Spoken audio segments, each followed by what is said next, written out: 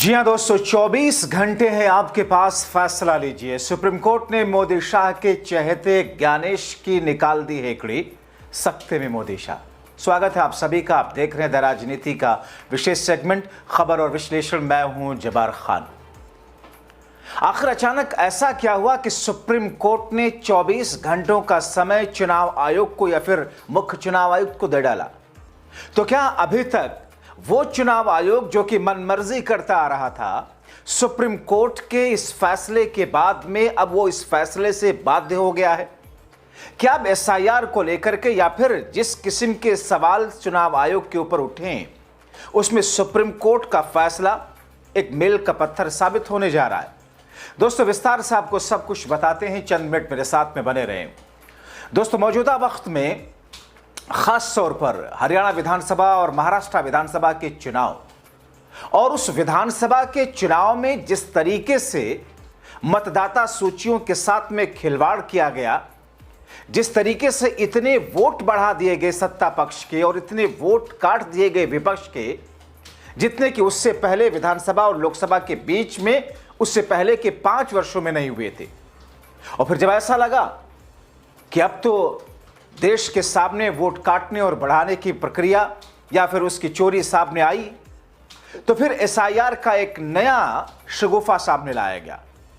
क्योंकि दोस्तों, अभी मतदाता सूची अभी कुछ समय पहले ही दरअसल ये सब कुछ फाइनलाइज हुई थी, लेकिन एक नया शगुफा छोड़ा गया कि साहब एसआईआर के जरिए मतदाता सूची को प्यूरिफाई करना है। और मैं आपको बार बार कहता हूं कि एसआईआर महज मतदाता सूची को प्यूरिफाई करना या उसे ठीक करना नहीं है, इसके पीछे के और भी कई मकसद हैं। दोस्तों, अब हुआ क्या, आपने देखा अब तक एसआईआर की प्रक्रिया में करीब करीब 30-32 जाने जा चुकी हैं। उत्तर प्रदेश में 3 दिन में 3 जाने गई हैं, 3 बीएलओज की।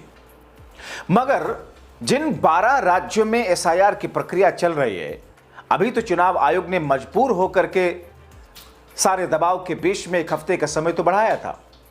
मगर अब जब मामला सुप्रीम कोर्ट पहुंचा, क्योंकि कुछ राज्य ऐसे ही हैं जहां पर निकाय के चुनाव भी चल रहे हैं, लोकल लेवल के चुनाव भी चल रहे हैं, उन्हीं में से केरला है। अब वहां का मामला जब सुप्रीम कोर्ट में पहुंचा, उससे पहले हाई कोर्ट गया था, मगर हाई कोर्ट वही ढाक के 3 पार्ट भेज दिया सुप्रीम कोर्ट। सुप्रीम कोर्ट ने यह कहा कि समय सीमा बढ़ाने की बात और याचिका न्यायपूर्ण और उचित है, इस पर चुनाव आयोग फैसला ले। जस्टिस सूर्यकांत ने वकील द्विवेदी से कहा कि चुनाव आयोग से कि आप इसे और बढ़ाएं, इसकी समय सीमा बढ़ाएं ताकि कोई छूटे नहीं शख्स। अदालत ने केरला सरकार को निर्देश दिया कि विस्तृत कारणों के साथ में चुनाव आयोग से जिस तरह के अपील कर रहे हैं, जिसमें एनआरआईज के सत्यापन समस्या भी शामिल है, इन तमाम चीज़ों को लेकर के कुछ ऐसे कागजात मुहैया कराएं जिससे निष्पक्ष और सहानुभूतिपूर्वक तरीके से चुनाव आयोग फैसला लिया। और सुप्रीम कोर्ट ने ऐसा आदेश चुनाव आयोग के लिए दिया।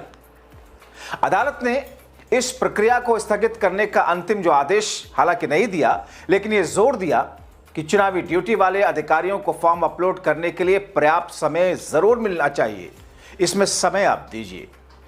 दोस्तों, सुप्रीम कोर्ट में याचिकाकर्ताओं के प्रमुख तर्कों में कहा गया कि एसआईआर फॉर्मों का वितरण, संग्रहण और डिजिटलीकरण का काम चुनावी तैयारियों में बाधा डाल रहा है।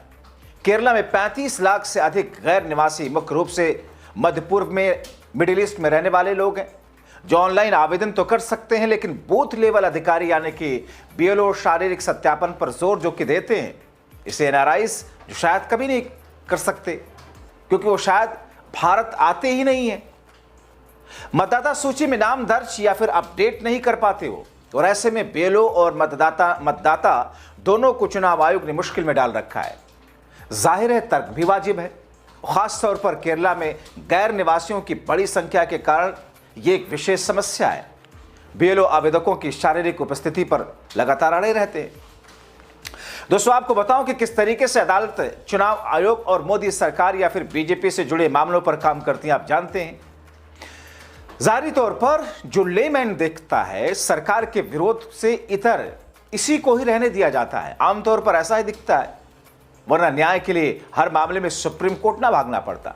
इस मामले में देख लीजिए, इस मुद्दे को जब हाई कोर्ट ले जाया गया था तो दोस्तों केरला हाई कोर्ट ने इस पर केरला की सरकार, जहां गैर बीजेपी सरकार है, उस राज्य की स्टे की मांग को उसने राज्य सरकार के खारिज कर दिया और सुप्रीम कोर्ट जाने के लिए कह दिया।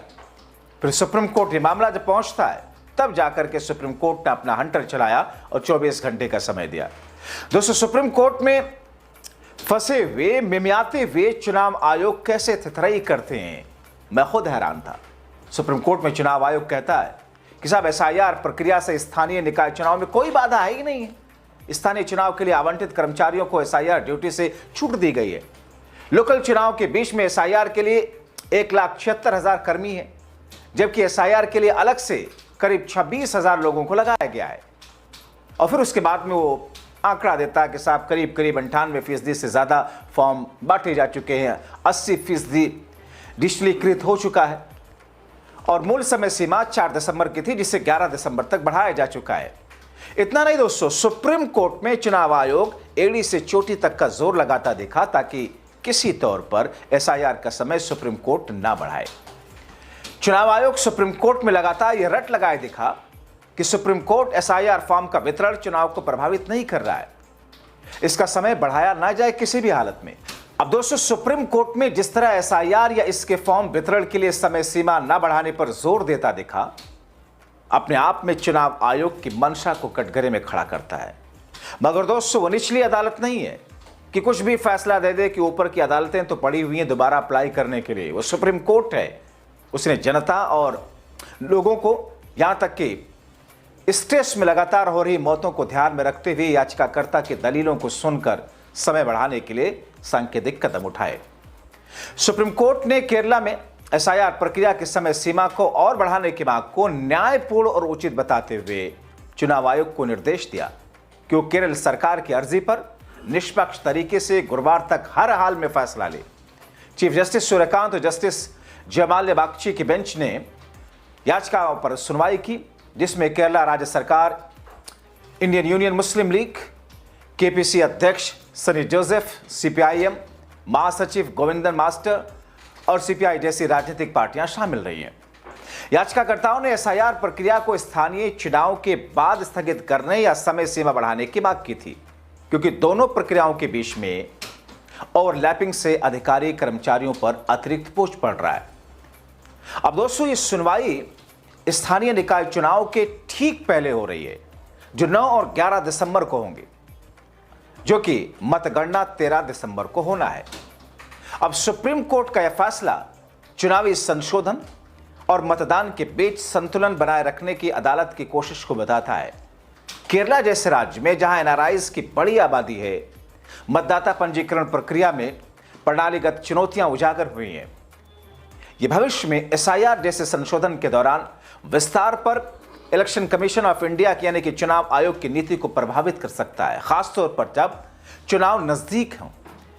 विशेषज्ञों का मानना है कि एनआरआईज के मताधिकार को मजबूत करने की दिशा में यह एक बेहतर और बड़ा कदम होगा, क्योंकि सुप्रीम कोर्ट ने इसकी डेडलाइन जिस तरीके से चुनाव आयोग के सामने रख दी है और जिस अंदाज में चुनाव आयोग अपनी बातें सुप्रीम कोर्ट को समझाने का प्रयास करता दिखा, जिसे सुप्रीम कोर्ट ने खारिज कर दिया और अब सुप्रीम कोर्ट ने 24 घंटे का समय दिया है, जाहिर तौर पर यह दर्शाता है कि चुनाव आयोग और कथित तौर पर मौजूदा वक्त का सत्ता पक्ष जिस भी प्रकार की मिलीभगत हैं, वो अपने आप में अंजाम तक मनमाने तरीके से तो नहीं पहुंचा पाएंगे। अब दोस्तों, अब आप देखिए कि सुप्रीम कोर्ट जिन तथ्यों और याचिकाकर्ता की जिन दलीलों से सहमत है, जब वही तथ्य और वही बातें और वही दलीलें चुनाव आयोग से जुड़े हुए या फिर भारतीय जनता पार्टी या एनडीए से जुड़े हुए लोगों के सामने रखे जाते हैं, तो आप देख लीजिए उठा करके देश के टीवी मीडिया के पैनलिस्ट, उन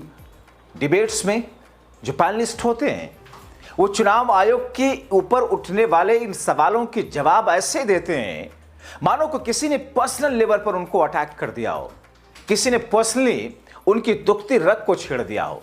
और दरअसल ये भी देश की आम जनता के बीच में चुनाव आयोग को कटघरे में खड़ा करना और उसकी मंशा पर सवाल उठाने का एक मौका देता है। जबकि होना क्या चाहिए, चुनाव आयोग की निगाह में सरकार हो या फिर विपक्ष हो, दोनों एक जैसा होना चाहिए। चुनाव आयोग के पास में अगर पहुंच और रसाई सत्ता पक्ष की है तो उतनी ही विपक्ष की होनी चाहिए। चुनाव आयोग के जरिए अगर कोई कार्रवाई विपक्ष के नेताओं के खिलाफ होती है तो उससे ज्यादा कार्रवाई सत्ता पक्ष के खिलाफ होनी चाहिए, ताकि जनता का विश्वास बना रहे। मगर ये बिना रीढ़ का एक केचुआ केंद्रीय चुनाव आयोग जिस प्रकार से मौजूदा वक्त की सत्ता को, मौजूदा वक्त के चुनाव की राजनीति को और चुनावी माहौल में जिस तौर की स्थिति उत्पन्न करता है, जाहिर तौर पर इतिहास में इनका नाम बहुत ही बदनुमा दाग की तरह लिखा जाएगा। यकीन मानिए, अपनी राय जरूर लिखें।